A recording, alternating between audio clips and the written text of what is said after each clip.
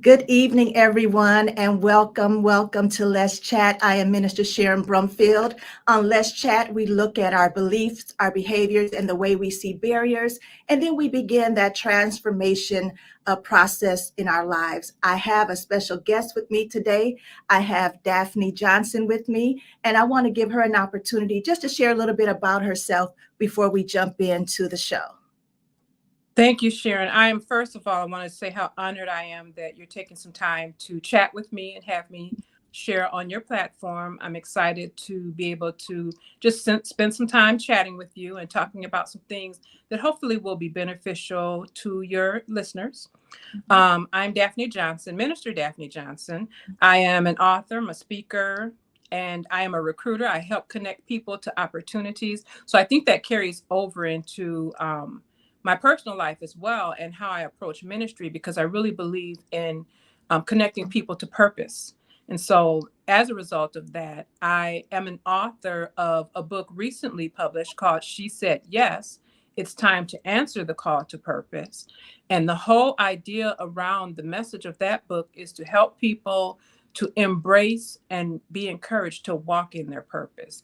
And it uses a familiar Bible story. And I'm excited about the opportunity to share a little bit more about that as we talk.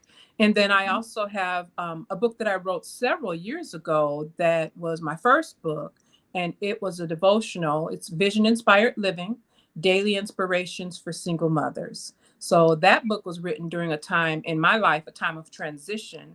And it was really starting out with me wanting to encourage myself. And as Okay. I was writing and creating a journal myself to find encouragement and inspiration in the word, I saw that this encouragement that I have started to find for me, that I then wanted to use it to share with others as well. So that Okay. was a devotional that was written many years ago while my children were young. And my children are also adults at this time. So at some point, I thought the ministry to single mothers had matured and maybe I was moving on to other things, but God brought it back. And so now I am doing a series on Facebook Live where I am doing live devotionals, and it's one day from the devotional each day for 30 days. And so I actually will be going on to broadcast a little bit later this evening, 8 p.m. Central Standard Time. Monday through Friday are the days that I'm on with my live devotional on my personal page. And then I do share it to my YouTube channel as well. So I'm keeping an archive and hopefully developing a series or a library, if you will, where people can find encouragement and share it as well. That's amazing, just absolutely amazing. And so let's go back into the whole idea of ministering to single moms. Do you just share a little bit more in depth about that? Do you see a need for that? And can you, just elaborate a little bit more? Absolutely. I can tell you first, when I was a single mother, unexpectedly, I became a single mother by way of divorce. And I always tell people it doesn't matter how you got here, but at the same time, whenever you find yourself in a situation that you didn't sign up for or that Right. it just didn't turn out the way you expected, you need some encouragement and inspiration for that journey. And I can recall there not being much literature or information from a spiritual perspective written to single mothers. And I thought, okay, if it doesn't exist, then perhaps there is a gap that needs to be filled, right? I figured that as I was in the process of just trying to encourage myself and write the journal entries of gratitude, and that's where I started writing. Now, yes, it's necessary because we have single mothers, a newer generation of single mothers that definitely do need encouragement and inspiration. And I think as we continue to lift people up, it helps to improve things for generations after us. And Right. so, even though I thought the ministry to single mothers had matured as it related to my own personal journey because my children are grown, I found out that God really wanted me to continue to share the messages of hope and inspiration. And it's now coming from a season of I've been there, done that. And so I Mhm. have the experience and I have probably some successes and some failures that I can speak from to help encourage other single mothers. Yeah, that's important because when God puts us on a journey, He gives us an assignment, a purpose. Sometimes we think it's not going the way it should go, and we might say, "Okay, that season is done. I need to move on to something else." But that's just the kind of God we serve. He gives us those little pockets of time with Him so that He can speak to us and minister to us, so that we can get back to the original plan and purpose He has for our lives. So that's amazing. I'm super excited for you and the plan of God on your life. And so tonight we're talking about dreaming again. And so I want you to go ahead and jump in, and I'll interject here and there on this topic. But I'm really excited to hear what you have to say about dreaming again. Sure. I will tell you that it was in my spirit that dream again is a concept that we have to think about, because oftentimes when we make, either when we complete something or when we make a transition, we feel like we're done. Right. And so that doesn't mean that you get to sit down on your dreams or your purpose. It means that you find something new to put your hands to. And Yes. so I just believe that God put us here for a purpose. We were planned and crafted by Him. And He gave something to each and every one of us on the inside that A, cannot be duplicated, and B, Mhm. that we do only the way we do it, and nobody can do it like us. But more importantly, that He put something in us that's intended to meet a need. I don't know Mhm. about you, but whatever it is that you find to be your purpose, I'm sure you've had occasions where you've met someone and they told you that whatever it was, however you ministered to them, was exactly what they needed at exactly the right time. Yes. So we don't want to sit down on that, because God still has purpose for us, and God still has um in His plan made it so that our lives would intersect with others, that we could serve and meet the needs of others. And at the end of the day, it gives glory back to Him. Exactly. Exactly. When it comes to dreaming again, share a little bit about a time where you may have given up on a dream and you thought, okay, that's the end. For me, it was when I was a seamstress. I was a fashion designer and I absolutely loved it.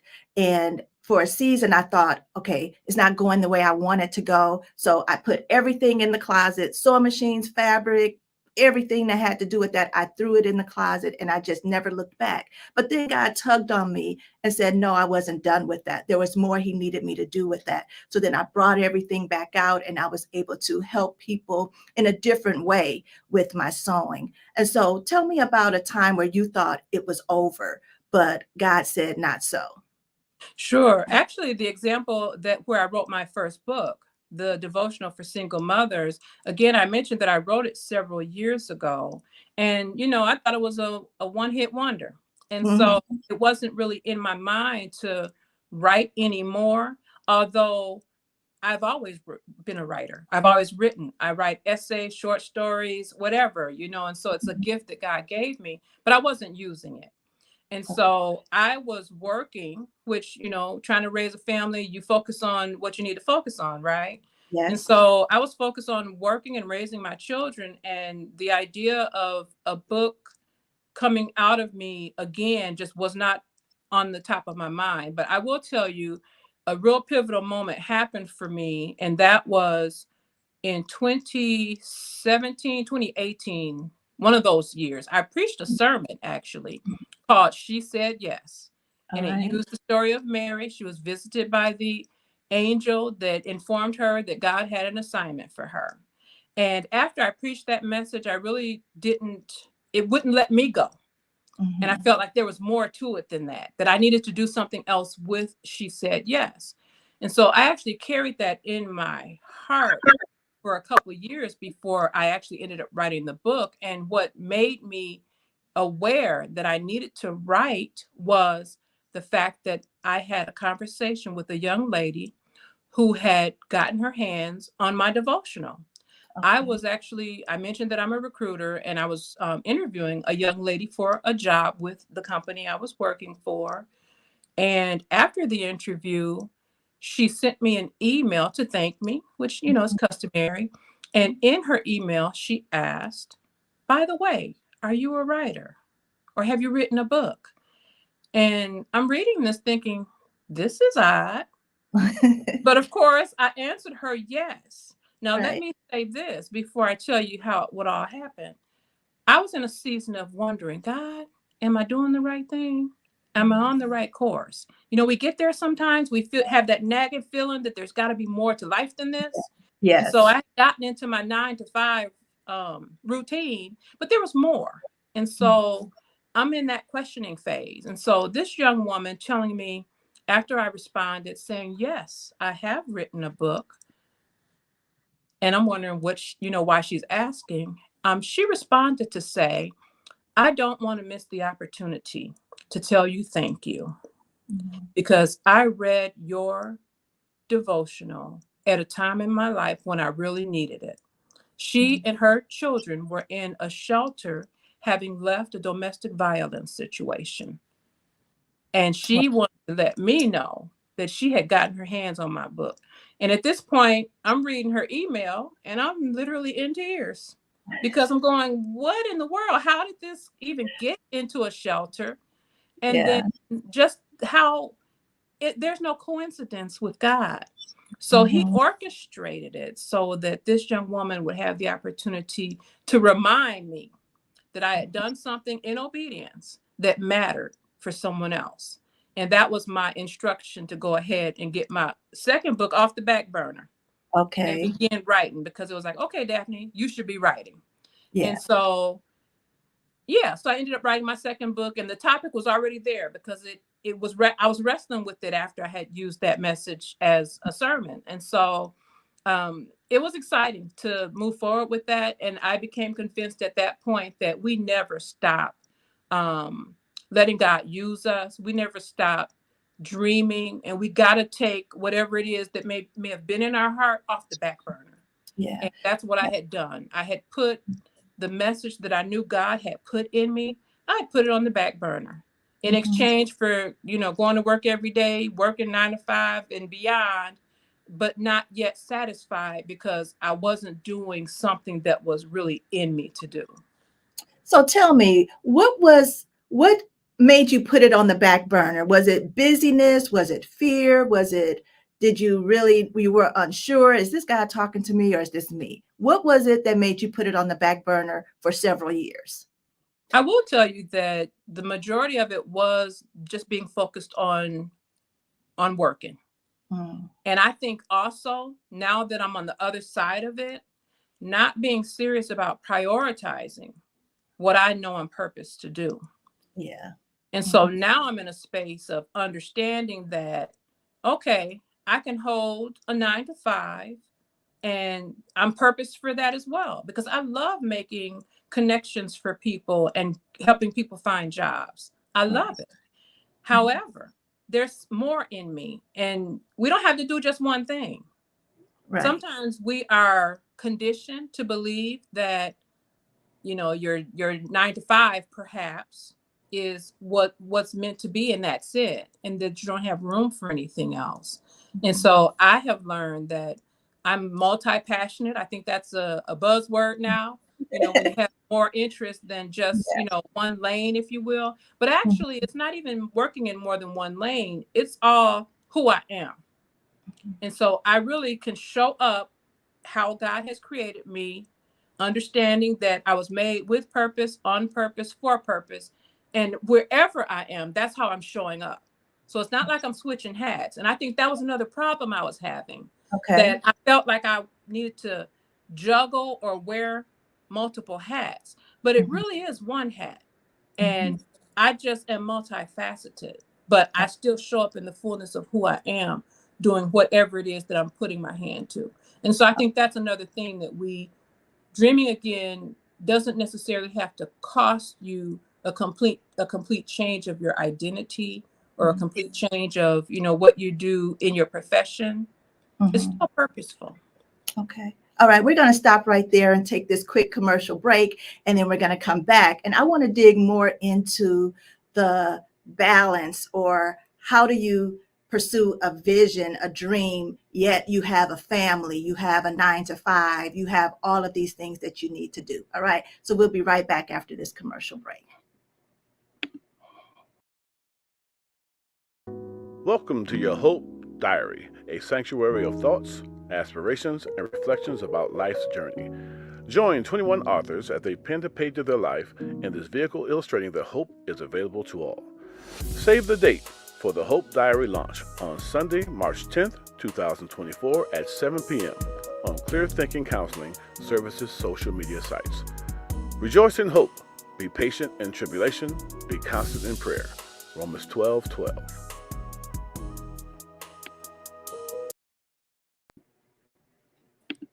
All right, we are back. And so I want everyone to make sure that you save the date for March 10th. That's our Hope Diary Project launch.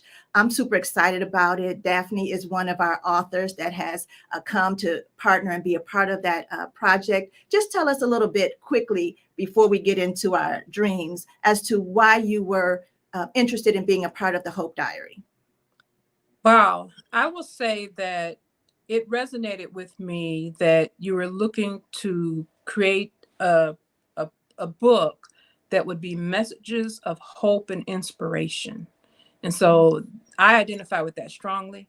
My ministry is one where hope and inspiration is one of the, I would almost say, pillars of, how I operate, who I am. And so I knew that I'd had stories that have happened to me that I felt could bring some insight and some hope to your readers. So they'll have to get the book to read it, right? Yep, you'll have to get the book to read it. We're super excited about that launch. And so make sure that you save the date. That's March 10th at 7 o'clock p.m. And it'll be on all of my social media sites. All right. So let's get back to dreaming and just the whole topic of balance. So someone might be saying, okay, that's all good. You talking about dreams, but I got kids. I got a family. I have to work. I can't just be in la la land dreaming and thinking of something beyond where I am. What would you say to them? I would say that I'm not even referring to just the idea of dreaming, but I'm referring to the idea of solidifying some action behind what it is that you want to do. And you owe it to yourself to do that. But more importantly, I think about the parable of the talents. And God wants a return on his investment, as we know by that story. And so I believe there's also a responsibility that we have. If God has given something to you that is your call, your anointing, your assignment, then I also believe that he will give you provision to make waves. Now, that doesn't mean you have to commit your 9 to 5 to something purposeful that may not be within your job, but it is saying that you need to step out and that you need to realize that time is not promised to you. So let's work while we have time. Yes. Now, as it relates to balance, I've learned recently, and I've been hearing this a lot in social media, and coaches and things are telling us that it might not necessarily be balance that you strive for, but it's harmony that you strive for. And you find a way to let the ebbs and flows of the various things that you are responsible for, you find a way to help them to fit together and work together. And that means that you don't necessarily have to, like I said, I feel better knowing I don't have to switch hats, that I wear one hat and I show up fully as who I am. And so I take my hope and inspiration and encouraging words to work. I get messages, can I talk to you? That's the hope and inspiration at work. And it may not even be about how to do something mechanically on the job, right? And so we learn to harmonize. Now, if you have little kids, I can remember when my children were young, they had an early bedtime. My daughter has told stories about how she can remember it feeling like it was still light outside and her friends were still outside because mama put them kids to bed a little bit early so that I could have some time for me. Right. And so the same thing is in operation, now, if you don't have small kids, then obviously that's not the case. But if you do, find a bedtime for them and create some time that you devote to whatever it is that you're wanting to execute and that you're wanting to move forward in. That would be my advice. Yeah, I totally agree. And when you find who you are, that's who you are wherever you go. it doesn't matter where I go, I'm going to have some questions. It doesn't matter if someone's talking to me and I'm pondering what they're saying. I try to hold back sometimes so that I'm just not asking them questions so they don't think they're on the chair talking to me, but that's just who I am. I want to make sure that people are okay. I want to make sure that you're thinking through this decision clearly. I want to make sure that everybody is getting healed and they're, seeing who they are and living out who they are. And so wherever I am, that's who I am. And can you let us know, how did you find you? Did you just know all of a sudden, always you just knew? Looking back, maybe now you can see, oh, I was like that as a child. Oh, I was like that when I was in high school. I was like that when I did this. But how did you actually come to the realization that this is who I am? It's good that you asked that question, because I do believe that oftentimes characteristics of our gifts and our purpose show up in us early. Mm-hmm. And it was as I became an adult and I would think back, and that's actually one of the ways I recommend people consider how to identify their purpose and their giftedness. Mm-hmm. It was with you. I was writing when I was in elementary school and junior high school. Mm-hmm. I took creative writing in college, and I was writing creative documents and things like that, poems and essays, entering poetry contests, Mm-hmm. entering speech contests, things like that. So it was in me as a young lady. My parents even saw it. My mom bought me this little notepad that had a light on it, that when I took the pen out, it would light up. So she knew Daphne would like to write things down in the middle of the night. I read in the middle of the night, things like that. So my dad bought me a typewriter. I used that typewriter, and it was a manual typewriter. That I'm aging myself, but I used that typewriter to type my short stories, my poetry, and things like that on it, because I love to write. I have notepads all over the place because I love to write. So it's in you, and people often will tap you on the shoulder for the thing that you do well too. Yeah. I bet you have people coming to you asking you for advice, asking you to help them think something out and figure something out and help them come to a conclusion for themselves, right? And so oftentimes what's in us, people recognize it as well. Mm-hmm. And your name comes up because you can meet the need. And so that's how we can identify what's in us. Yeah. Now we're going to close out in just a few minutes, because I know you have your show that's coming on at 8:00. And so make sure if you're watching now, go ahead and check it out. It's on your personal page, Daphne Tolbert Johnson, right? Yes. Yep. And so go ahead and check that out. But as we close, give us one or two nuggets that a person can take when they're dreaming again. What's some steps to the actual dream, to the manifestation of that dream? Sure. First of all, I think you need to be in a space of belief that your dream is important, that it's something God gave you for a reason. Beyond that, I would say that you would write it down, being clear on what you actually want to do, and it kind of commits you to it. There are studies that say when people write things down as goals, that the ones who write them down are more likely to accomplish them. So I would say write it down, and then put some time aside to actually work on it and create, a plan to begin walking it out, whatever it is. And I would also say you're never too old or too young. But too old is fitting with me right now, as I just had another birthday. But you're never too old. And then it's never too small. No small act of obedience to God is considered unimportant. It's important enough to him that he gave it to you, but it's important enough for you to carry it through, because it's going to meet the need for somebody. Yeah. I agree. And just as we close out, I just give a little plug for my pastor, Dr. Anthony D. Burns. He created a 90-day devotional called Pathway to Possibilities. And so it takes you through a journey of asking some questions with scriptures and mantras and confessions. And then you write down your goals and your dreams throughout these 90 days. And it has been absolutely amazing. Our whole church went through the 90 days, and we just finished this weekend. And so for those of you who are out here and you need a tool to help you get those dreams from the dream stage to manifestation, you want to make sure you go and get that book at dradburns.com. All right. And so thank you so much, Daphne, for joining me this evening on Let's Chat as we talked about dreams, and we talked about your several books. And I pray God's blessing over your ministry for single moms. We know that that is a big need,